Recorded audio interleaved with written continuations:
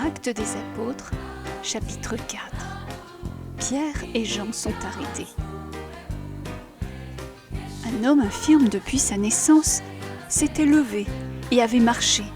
Il avait été guéri au nom de Jésus. L'homme était entré dans la cour du temple.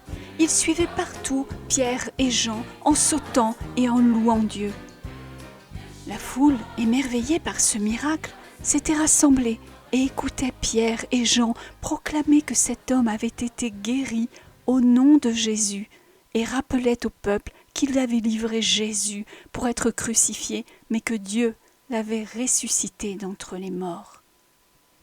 Et Pierre les exhortait à changer de comportement et à se tourner vers Dieu pour être pardonnés. Il parlait encore quand les chefs des gardes du temple, accompagnés par les prêtres et les religieux, arrivèrent très mécontents. Ils étaient alarmés d'entendre Pierre et Jean prêcher que Jésus était vivant. Ils s'emparèrent d'eux et les mirent en prison. Cependant, parmi ceux qui avaient entendu le message, beaucoup furent convaincus, et le nombre des croyants se leva à plus de 5000.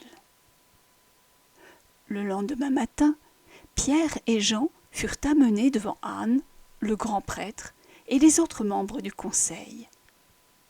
Ils leur demandèrent « Par quel pouvoir et au nom de qui avez-vous effectué cette guérison ?» Pierre, rempli du Saint-Esprit, leur répondit « Vous nous interrogez aujourd'hui à propos du bien fait à un infirme et vous nous demandez comment cet homme a été guéri ? Eh bien, il faut que vous sachiez que si cet homme se présente aujourd'hui devant vous en bonne santé, c'est par le pouvoir du nom de Jésus-Christ de Nazareth, celui que vous avez cloué sur la croix et que Dieu a ramené d'entre les morts. » Pierre continua. « Il n'y a de salut que par le nom de Jésus, car Dieu n'a pas donné aux êtres humains quelqu'un d'autre par qui nous pourrions être sauvés. » Tous étaient étonnés, car ils voyaient l'assurance de Pierre et de Jean, et ils se rendaient très bien compte, en même temps, que c'étaient des gens simples et sans instruction. Ils firent donc sortir Pierre et Jean, afin de pouvoir délibérer entre eux de ce qu'il convenait de faire. « Que pouvons-nous faire ?» se demandèrent-ils. « Tout le monde les a vus accomplir ce miracle. Nous ne pouvons donc pas le nier. Nous devons les empêcher de parler de Jésus et de faire des choses en son nom. » Pierre et Jean furent ramenés, et on leur intime alors de ne plus enseigner au nom de Jésus. Mais Pierre leur répondit « Jugez par vous-même, s'il est juste devant Dieu de vous obéir à vous plutôt qu'à lui. Quant à nous, nous ne pouvons renoncer à parler de ce que nous avons vu et entendu. » Les membres du conseil les menacèrent à nouveau, puis ils les relâchèrent. Ils ne trouvaient aucun moyen de les punir, car tout le peuple louait Dieu pour ce qui était arrivé. Dès qu'ils furent relâchés, ils retournèrent auprès de leurs amis et ils leur racontèrent ce que les membres du conseil leur avaient dit.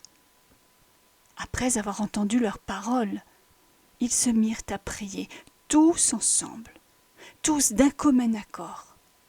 Ils demandèrent l'audace et le courage de continuer à parler de Jésus aux autres et de faire des miracles en son nom. Lorsqu'ils eurent fini de prier, l'endroit où ils étaient réunis trembla. Ils furent tous remplis du Saint-Esprit et se mirent à annoncer la parole de Dieu avec assurance. Le groupe des croyants était parfaitement uni de cœur et d'âme. Aucun d'eux ne disait que ses biens étaient à lui seul, mais entre eux, tout ce qu'ils avaient était propriété commune.